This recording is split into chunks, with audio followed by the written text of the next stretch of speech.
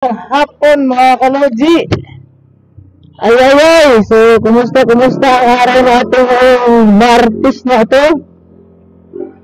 So grabe yung init natin pagka tanghali, umaga. Tapos pag ito ng hapon, makulimlim na. So iba na po talaga ang panahon ngayon. Talagang because of the climate change. So, sa mga nagtatanong pala sa akin kung bakit iba na yung motor ko. So, iba na po yung motor natin ngayon mga kaloji. Wala na po yung ating Supremo.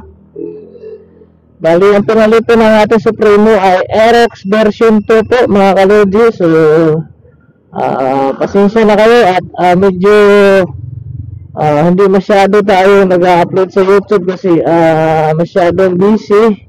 Pero sikapin pa rin natin na maging consistent pa rin tayo sa YouTube. So mag-upload pa rin tayo palagi at sana supportahan mo pa rin ako mga kaloji. At talagang maraming salamat sa aking mga subscriber dyan. So thank you so much. At lalo na yung aking mga solid subscriber dyan, yung mga nagko-comment na medyo matagal ko na-replyan. So pasensya na po talaga at hayaan nyo ay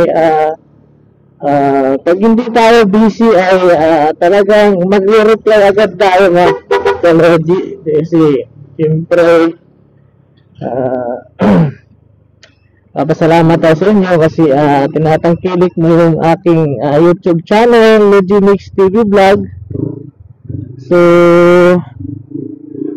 ayun, at sa mga nagtatanong kung bakit iba na yung motor ko yan, at nagpalit na po tayo ng RX version 2. So ito na po yung dalaan natin ngayon mga kaloji.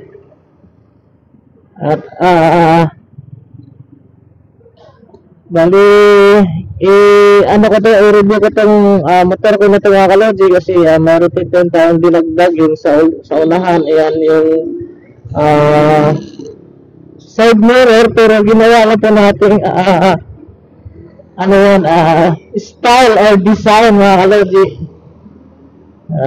Kasi ito na yung side mirror natin. So matanong mo ako kung anong mas maganda, RX or Supremo.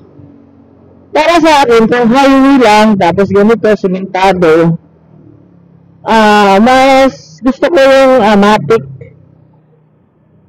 Pero kung mahilig ka mag-trail sa bundok or sa mga ganyan, bundok o mabato o marapurod na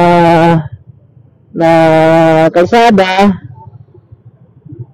mas gusto ko yung Supremo siyempre dahil mataas yun. Tapos yung gusto ko rin doon yung tagbaha. Kasi dati naalala ko yung laging baha dito sa Manila. Ako lang yung nakakatawid kasi karamihan kasi dito mga scooter na so mahirap ang scooter pag sinalubong po natin yung baha kasi mababa lang po yung air cleaner niya, tsaka yung belt niya nababasa. So talagang mahirap.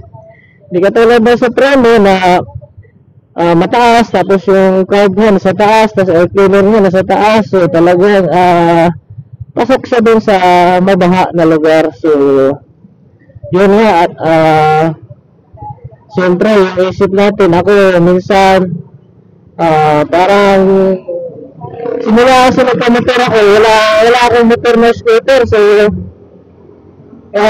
nasita ko i-try, subukan yung scooter. Aerox naman yung napili ko.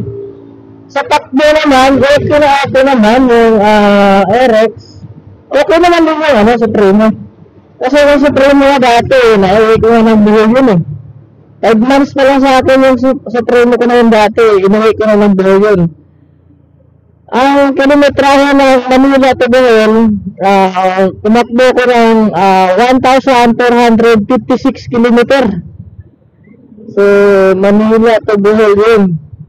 Papunta pa lang yun doon sa balikan, nasa mga 3,000 yung balikan natin. So yun, kung mas maganda rin talaga naman ang Supremo. Pero naano lang din ako kasi traffic sa Manila, tapos panay pisil ka ng clutch, panay cambio. So Yan, sinubukan ko lang mag-scooter. So, okay naman, pero ang kano ko sa scooter dahil, iba sa yung Supremo kasi pwede sa high, pwede sa city, pwede sa bundok. Eh, itong scooter, hindi to pwede sa mga paakyat na rough road o bundok. Talagang mahihirapan yung scooter. So, yung Supremo, yun yung maganda. Kasi, talagang mataas siya, kaya niyang apak-apakan yung mga bato. So, yung po yung pinagkaiba na Supremo at saka sa gasolina naman, para sa akin, mas matipid pa yung Supremo kaysa dito. Oo, kasi pag binurot mo itong Aerox o yung Matic, talagang lumalamon din siya. So, lahat naman ng motor ata, pero para sa akin, mas yung Supremo, mas tipid konti sa sa Aerox.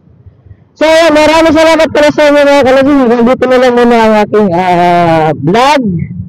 So, sinasagot ko lang yung katanungan. So, maraming salamat. Sana hindi kayo magsawang manood sa aking YouTube channel at sa aking Facebook. Alright! Love Mix TV Vlog. I love you all at ingat po tayo lahat sa masulok ng mundo.